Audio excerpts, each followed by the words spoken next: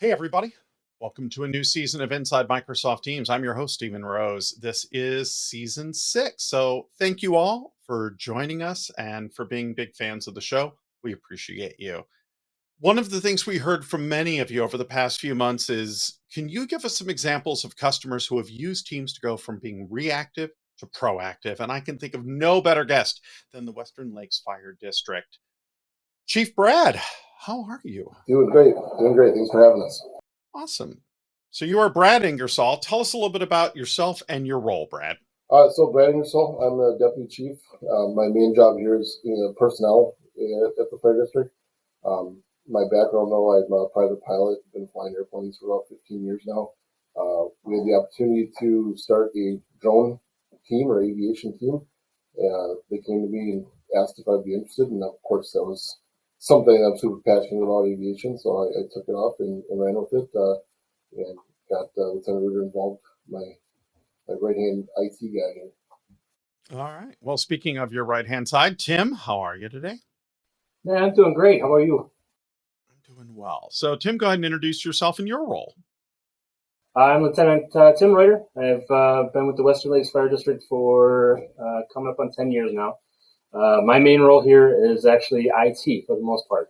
I take care of our servers, PCs, networking equipment, all that fun stuff. But then take that to the next level, and I'm actually very blessed to be able to be a part of the aviation team with Chief Ingersoll here, and taking not only drones to the next level, hopefully, but also taking IT to the next level too, and using all the tools that we possibly can.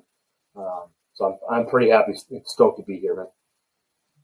Awesome. All right. So let's take a step back. So you decide you're going to leverage Teams. This is before drones. You started moving all the files to the cloud. You got everything into OneDrive and SharePoint. But the goal was to be able to access files everywhere because you were doing things like inspections and stuff along that line. Easy way to upload photos. So kind of take us to that point. How did you feel that Teams was going to be the best way to kind of move forward with that phase of what you were doing? So shockingly enough, it was one of those pieces that we talked about SharePoint, right? Document libraries, and through Teams. And it was one of those pieces that we had all of our files that were here on site, right? Everybody's got their own on-site, file server, at least, most of the world does anyways. It made more sense to not have a VPN that you can need to keep up on. You don't have SSL certificates. You don't have a lot of the extra pieces that you have to have in place for inspections, like we said before, or even just file sharing in general. So we actually kind of caught wind of document libraries, and we decided that was probably the best way to go from several standpoints. So you've got document libraries, which means you can, as you alluded to before, you can have OneDrive to be able to synchronize those between computers. But then we also can have it through Teams. We can actually link it, create Teams, and then create the document libraries pinned inside Teams as well. So, and then take it to the next level that with document libraries, we added the security piece that Teams allows us to. Teams and SharePoint works so well together. So we added that security piece that you had to have a district domain joined PC to be able to access these on top of it. So you got the security component on top of that. All of these pieces came together so seamlessly. I'll be completely honest, and I was shocked at how well this worked all together. And then we started adding in surfaces, right? So we got Microsoft Surfaces on top of that, which had Teams on top of it. We made them part of the domain on top of that. So the surfaces are now going out and doing inspections. So now we've got inspections being held all in one place. We've got pre-plans. For those that don't know what pre-plans are, they're basically outlines of buildings and all the pieces that we need to know as firefighters and EMTs before something happens. You get, we have quite a few mechanic shops in the area that hold 500 gallons of oil. And for those that don't know, oil is very flammable, right? Yes, it so is. when we go into a building that's on fire and they've got 2, 3, 4, and even 6 500-gallon jugs of different weighted oil, we need to know that before we even make entry into that building. And so Teams helped us combine our pre-plans, our files, we didn't have to worry about VPNs anymore because the security piece between SharePoint and Teams was there on top of it. And then you add in aviation, the drones, which is kind of like the most exciting part of it on top of it. Like the icing on the cake, Yeah. proverbial, right? To be able to share the data that we see from the drones to all those devices that are all using it for all these other reasons. On top of it, now in emergency use, other than just looking up oil, like you're saying, or looking up who's the phone number in the middle of the night to call. On it, we got 2 recent large drowning incidents. We can stream that data in live time and show that picture across those same devices. Cool. Well, let's talk a So little bit pretty- about the area where you're at, because you guys are up in Oconomowoc, Wisconsin, which I know. I grew up in Chicago. You're a little over 2 hours north, but you service 40,000 residents and cover 215 square miles. And you get, I mean, how many calls? Like 5,500 calls that you have to deal with a year? last year Because the was question is, when it's not police, they go call fire, which is everything from getting a cat out of a tree to fire to prevention. Exactly, You're kind of the catch-all for a lot of emergency situations and ones that fall between the cracks, correct? Yeah, 100%. And last year was actually 6,500 calls that we went on. Holy cow. Not so it's Wow. too short, but it's so average of 13, 14 a day or better is what we're going on. But just like you said, when they don't know who else to call, they call the fire department. We do everything from cleaning road spills to, and actually, ironically enough, rescuing drones on trees or cats. Right. But the lake rescues, structure fires, unit calls, you name it. So the drone comes in. I love this. So you guys are using the DJI smart controller and thought, hey, if we can show slides and we can show all this live stuff, why not bring in drone and bring in drone footage as a way to become not just reactive when something happens, but also proactive, because you're doing fire prevention and suppression, rescue, critical care, paramedics, EMS, all of this. And thought, hey, not only is this a great way for us to be able to be proactive and go in and look at buildings and work with teams, but also for search and rescue and a wide variety of things. So how did that idea come, and why was Teams the right platform to do this? And then we're going to go to a demo and talk a little bit more about this.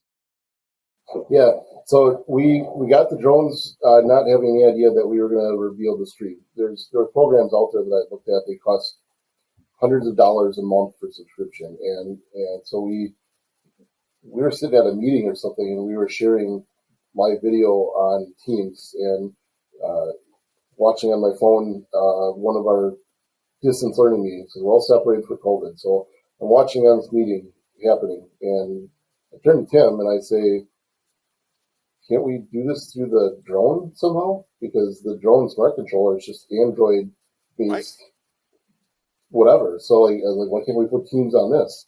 And I kind of got the drop jaw look from Tim. Like, kind of like, I don't know, let's see what we can do. So he takes it with him and fiddles with it and does whatever IT stuff IT guys do.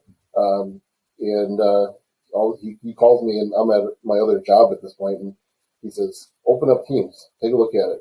And sure enough, there he's got live streaming at the kitchen table where he's working, and he's sending me pictures from the drone, and it was like, it was a huge moment for us, because we're like, now we're going to be able to leverage this power without spending all the extra money on, we'd rather spend on our people than our stuff whenever we can.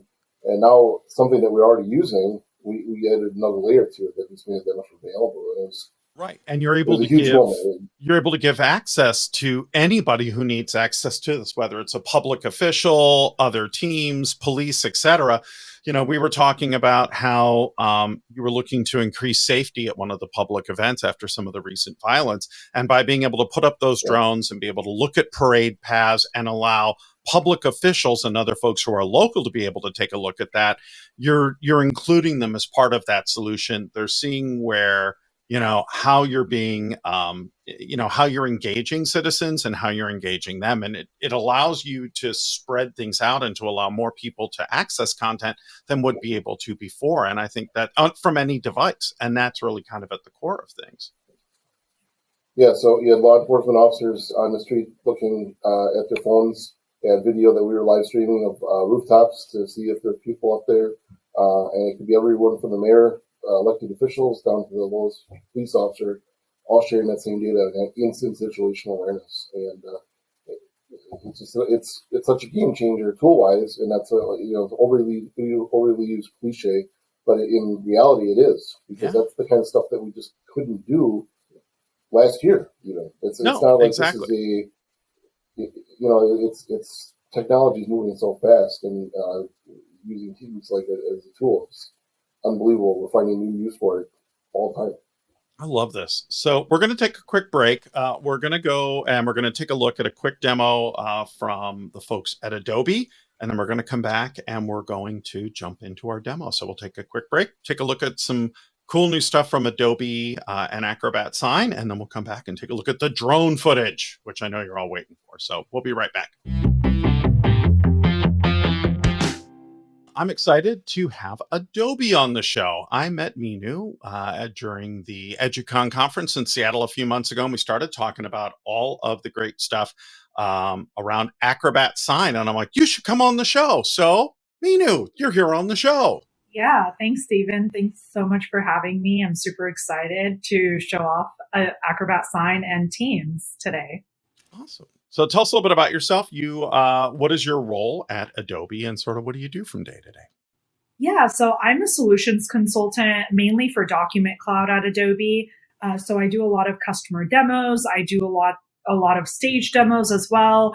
So whenever the sales team needs support in showing a demo, that's where we come in, and then we answer any technical questions. So that's basically my job. Awesome. Love it. And we were chatting. First of all, it's no longer Adobe Sign, it's Acrobat Sign, but that it's now deeply integrated into Teams and allows you to do a lot of things that people may not realize right there inside the Teams platform. And you've put together a demo for us to walk us through this. So, shall we take a look at it? Yeah, let's do it. Hi everyone, my name is Minu Thind, and I'm a solutions consultant at Adobe. Today I will be showing you how to send a document for signature directly from Microsoft Teams without having to leave the system. I'm playing the role as Megan Bowen today. So what I'll do is I'll go ahead and click on Adobe Acrobat Sign, and I'll click on the home page, and then I'll simply just click on Request Signatures. So this is Acrobat Sign integrated into Microsoft Teams. So all I had to do was download a plugin into Microsoft Teams, and I was able to get this plugin. So now what I'll do is I'll go ahead and type in my recipient's email address, and then I'll go ahead and add a file. And I'll use this offer letter today. And then all I have to do is go ahead and click send. Awesome. My document has successfully been sent for signature. So now what I'll do is I'll go ahead and I'll go into the recipient's point of view. So I'm in Chloe's inbox here, and I can see that Megan has sent me a document to sign. So I'll go ahead and click on this, and then I'll click on review and sign, and it'll take me directly to that document. So I'm playing the role as the recipient, and as you can see, the recipient didn't have to log into any type of Acrobat Sign. The recipient just needed an email address in order to access this document.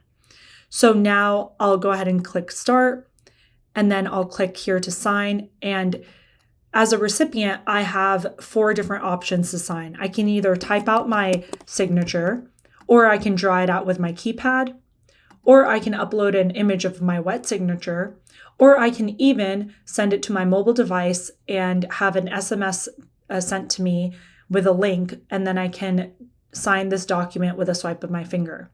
But today I'll just go ahead and type out my signature and click apply. And then I'll click to sign. Now I have successfully signed this document, and I can download a copy for myself. But let's see what happens in the sender's point of view. So if I go into the Manage tab here, you can manage and track all of your agreements directly from Microsoft Teams. So once I click on the Manage tab, I can see exactly what's been happening to the documents. So I can see what's in progress, what is waiting for me to be signed, what has been completed. I can see that Chloe has completed this document. She has signed it. I can open the agreement directly from Teams.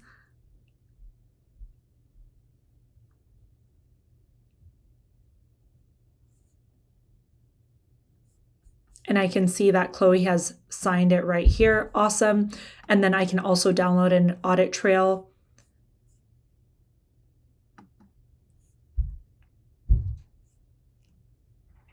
And I can even share this document with other people in my company. But I'll go ahead and close this out.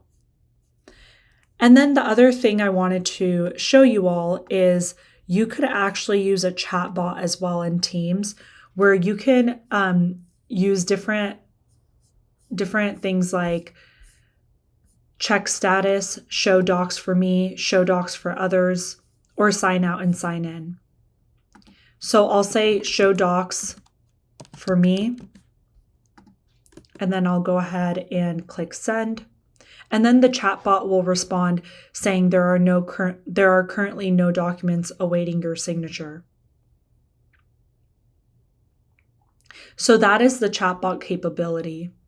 And then we also have a live signing feature where you're able to request a signature right when you're on a meeting. So let's say you're on a meeting with someone that's external or internal, and they have not signed the requested signature on a document.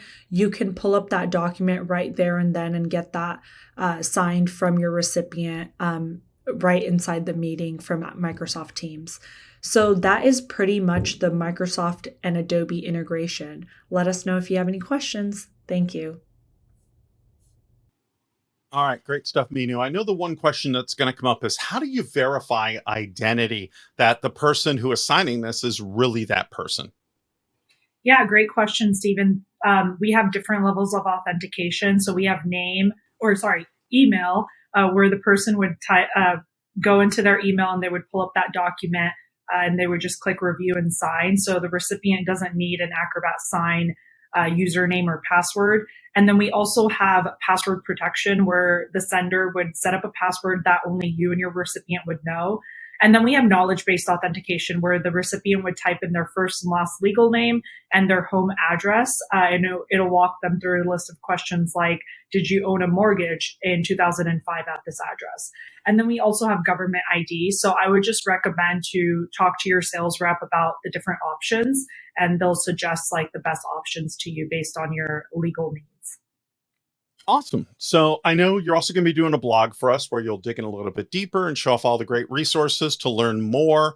Because, live sign is another feature that I know folks are going to be interested in. So we'll point y'all to the blog, but I want to thank you for taking time out and sharing this with us and being on the show today, Minu. Yeah. Thank you, Stephen. Thanks for having me.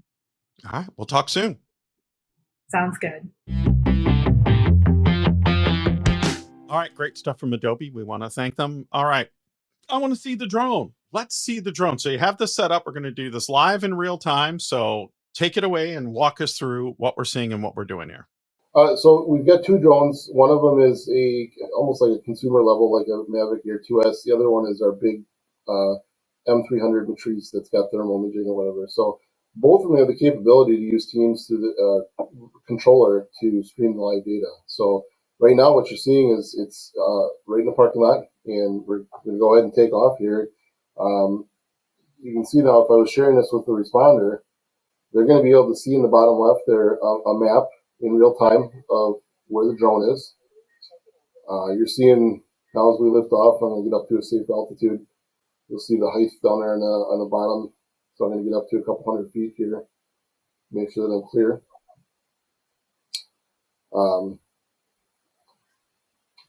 So that from there, then if I was sharing it with as I said, responders, they're seeing this in real time, just like you are. So there's our cars in the parking lot, and we'll back out here. You can see the fire station. So imagine if you would, law enforcement. We go down Main Street, and here, whereas you might not be able to see the tops of buildings, now we can cruise right down Main Street and see what's going on tops of buildings. We can see what's going on in crowds, anything unusual, something like that. The big drone with the thermal, we can look basically through brush and see, if there's a person down or hiding or something like that. Share that with or an animal call or something like that. Yeah. And then you can also use the small one you were saying with SWAT to actually go into buildings and things along that line too. Correct. Yeah, we can fly it inside buildings here, and then share the map so that people can use Google Maps or open source maps here to see where it is between the live in relation to where they are on the map, switching back and forth. I think one of my Video screen to see what's going on. And favorite features is that it's not so much on this particular one. This is a trainer / indoor one is what we typically use it for. The larger one that we have, the Matrice, that has the thermal, but it also has a feature on it that actually points a specific area and gives you the GPS point of where those are. So we can give out coordinates to law enforcement, to our crews themselves, to be able to get them to the same location. We used it for a search and rescue where when you call 911, the smartphone itself transmitted the coordinates to dispatch. Dispatch put them in our notes for us. And so we actually typed in the coordinates that dispatch gave us. The drone took off, went up 400 feet, flew right to the coordinates itself, and just stopped. And so we pointed the camera down, and they were within about 20 feet of where we pointed the camera down. So we were able to get eyes on them quicker and then give updated coordinates of where that person was. It was stellar work, and it made a several hour type of scenario last 30 minutes. Yeah, recently. And this is also a lot of cost savings too, because where you would need multiple aspects of manpower or have to bring in a helicopter or something like that, this is being able to be done much more cost effectively because you're saving on fuel and maintenance and all of those things and not putting lives at risk in addition. Exactly, and we have a relationship. I was saying earlier with Office of Emergency Management in California.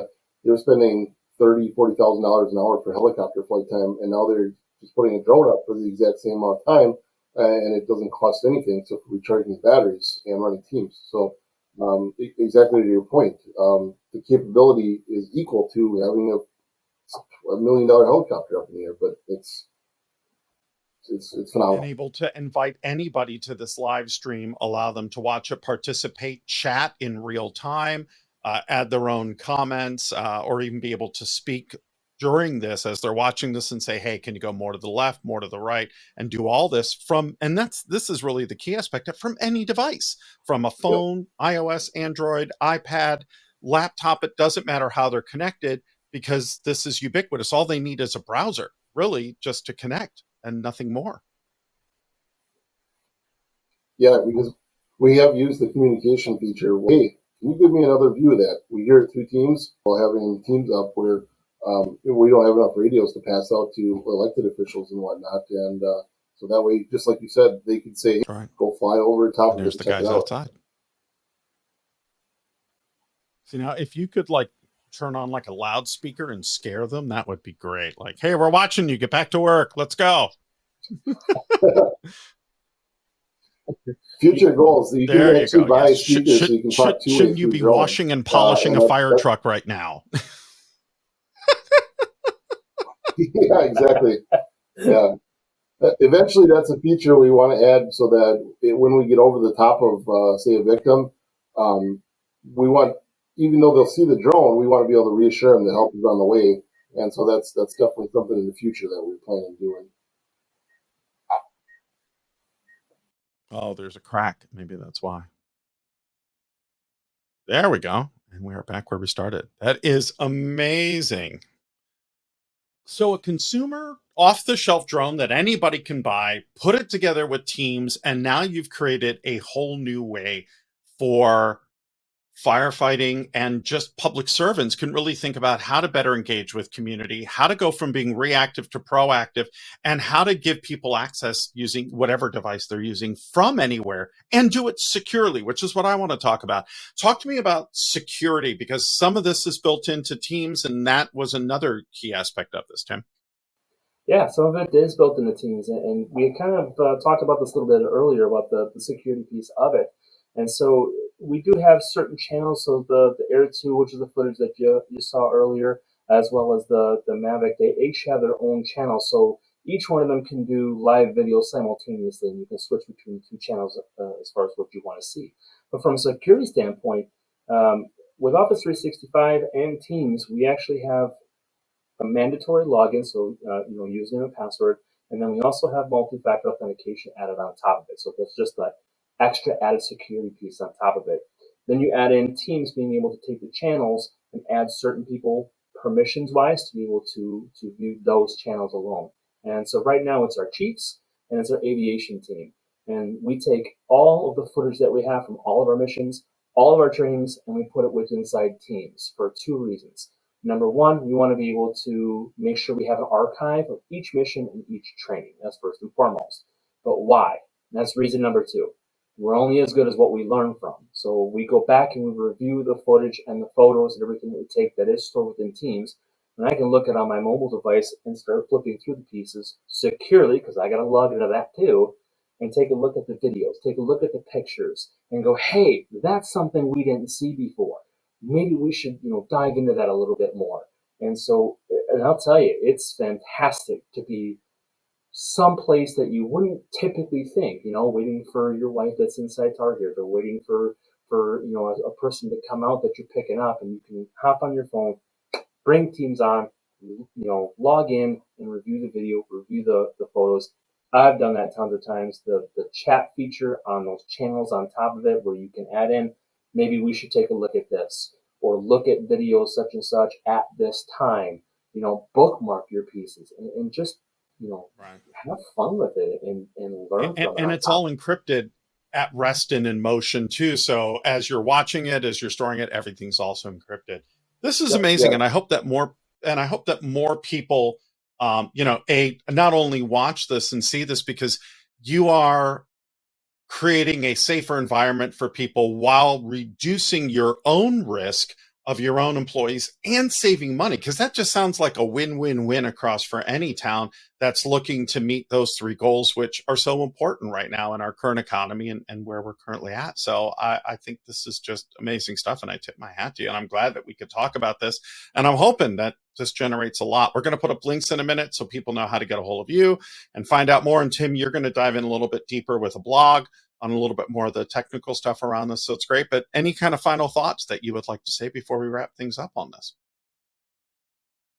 My big thing is just thanking Microsoft for all the opportunities we've had. We never thought that it would lead to all the connections it's made and getting to meet all you wonderful folks. And but even more important than that, networking with other public safety agencies to help spread what this is all about. And so many of them are using this Office 365 and Teams and stuff already, and adding this other layer onto it is just spreading that awareness, making everybody better and safer is awesome. And it's been an honor to be part of it.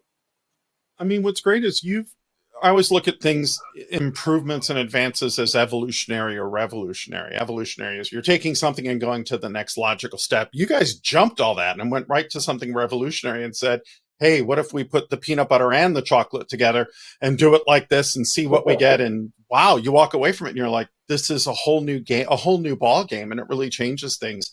And it's just really tremendous. So thank you for keeping us safe. And from someone from that part of the country, I appreciate it even more so. So this is great stuff. So thanks for taking time out, because I know how busy you guys are. Chief Ingersoll, Tim, this was just tremendous. So thank you so much for joining us today. Thank you, Silver.